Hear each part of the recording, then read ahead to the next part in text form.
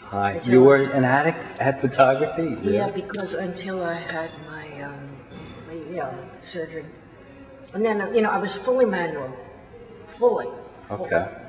And then after the cataract surgery, then there was a little problem with focus. Oh. So I was able to do it with a camera that would help the focus. But now I can't afford it. Oh, wow. Video, Video Francisco, boom. like San Fran. Frank. No, San Oh, San Francisco. Francisco, right. Never nobody ever did that to you, did you? Yeah, they have. And there used to be a show on television called The Cisco Kid. I used to hear about that all the time. But what is your name?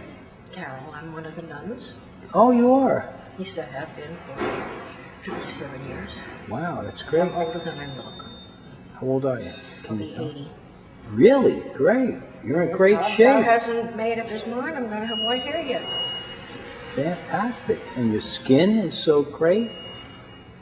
But the rest of the body is... The rest- well, you still got a great $1 million smile.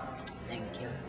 And you're walking all right, right? That's just I was in such pain from standing around here today, so I had to go upstairs and take pain medication. Oh. And also, one of the paintings, I'm in a consort. Bass recorder, we have bass, alto, tenor, and bass. I play bass or alto. Oh, really? So one of the places where we go for the classes, she has a painting. I see. And another one, I can tell I'm dead. Another one was from someone I have lived with, a nun like me.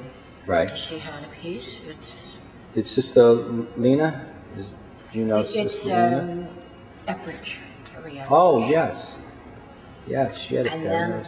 then I came here, and I have not been going to my recorder class because of pain.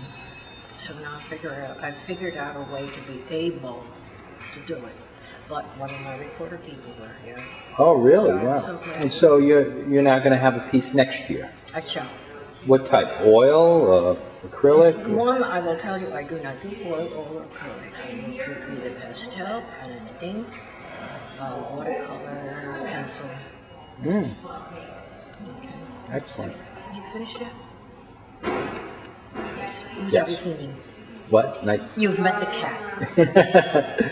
The cat is your middle name. Cat. Curiosity. Curiosity, but it didn't kill me yet. Great. In a sense, well, I wanted to study art when I started college, but I didn't think I had the ability, and I didn't ask anybody. I see. So I went through college and I majored in Latin, believe it or not, and French, both.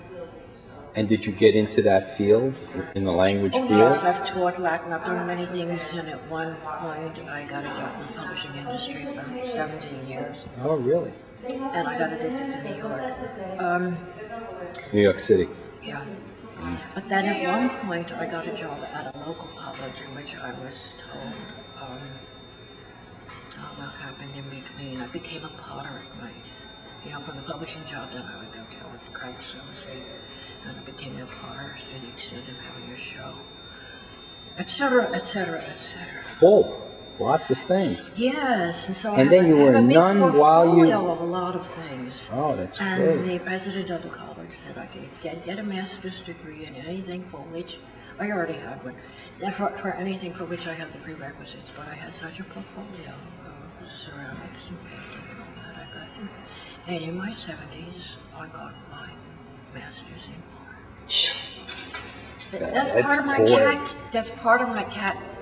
Your cat, personality. right.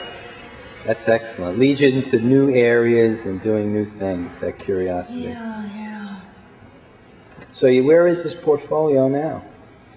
Where are all these pieces now? Are they with you in your... One of the people here, Terry Epridge, I've known her for years, and I had done the painting. It was in pastel, from a photograph I had taken on a street in Assisi, Italy. And I had done it in pastel. And it was a competition, and pastel was not noted in every notice. It was not eligible for an award. But lo and behold, when the judges were going through it, they liked mine so much they created a prize. They what? Created a prize. Really? Hey, come on. That's very special, though. I'm glad I got this down. Someday I should have got the picture upstairs. I'll show you sometime. Sometime I'll be back, and I'm part of a group called the Poetry Caravan also. We go to What? Poetry Caravan. We go to different places and read poetry.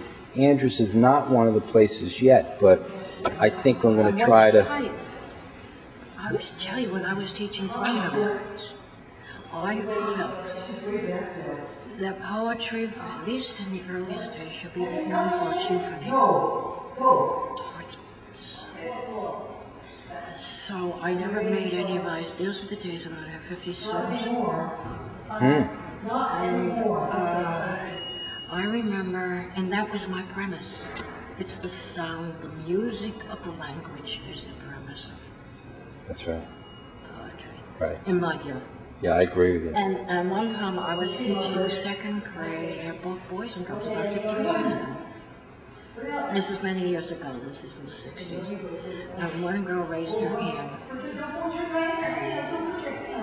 I spoke to her, she knows in those days they would stand and speak to the teacher. She says, I have no idea what you said, but it sure sounded. You know, like That's right. That's exactly right. To give me your last name too. Gregory. Carol Gregory? And this moment that you talked about when you played the recorder and this other woman heard it and was marveled by it and thought you would put a piece of wood in your mouth and made this beautiful music. How long ago did that happen? About last week. Oh, last week. And another person had suggested that you write it in a poem, and I would concur with that. I think it would be great. But I hear what you're saying about maybe wanting to leave the moment alone. But I know when I was a child, I grew up during the Depression. I'm well aware of the Depression. I will not tell you though. Just tell you, fully aware of the Depression. But sometimes before, my grandmother had to la la la la la la la la all over the grandma's house, lying on the floor, underneath the radio. And the radio was about this tall. And if there would be a symphony, I knew eventually, and I was very, very young, where the violins, the cellos, that I'm going to be doing this. oh my goodness. And then where the rug was, and you know, the wood slats, I'd be playing the piano. And I was very young. And one year, I went to camp for just a couple of weeks. We couldn't afford more than that. And I came home, before I got my key in the front door, I heard a piano. And you then played piano? My mother gave me the piano. Oh. So I started taking piano lessons. Oh, that's... Boy, you have had a full life in the arts and in every way. Yeah, and sometimes Two masters. It doesn't make sense. Yeah. But because I majored both in Latin and French, went to graduate school for Latin and also had to take Homeric Greek.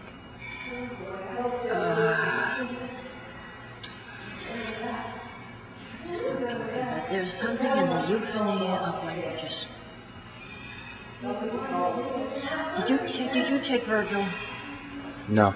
There's a section in it where, I will not give names, but they're coming close to the shore, and this critter came up from the ocean, and the man had two sons. There's a famous sculpture of this. Okay. So famous that everyone had the name. But the creature, the humanoid creature, was strangling and trying to kill this man's sons. Trying to what? Kill this person's sons. I see. And there are two Latin expressions that do not get translated correctly. One is the first one. It first happened. Horribile disu. And telling it later, mirabile dictum. Amazing to tell about. So the other is a horror. I will not give you the grammar punctuation, but the structure. But horribile visu. You can imagine the experience of the father. Right. This whole scene, horribile visu. And then telling about it, mirabile dictum. Oh. I'm sorry, you're going to catch up on all my 80 years. Good catching up on a couple. Okay. All right, let's see. Gracias. Gracias.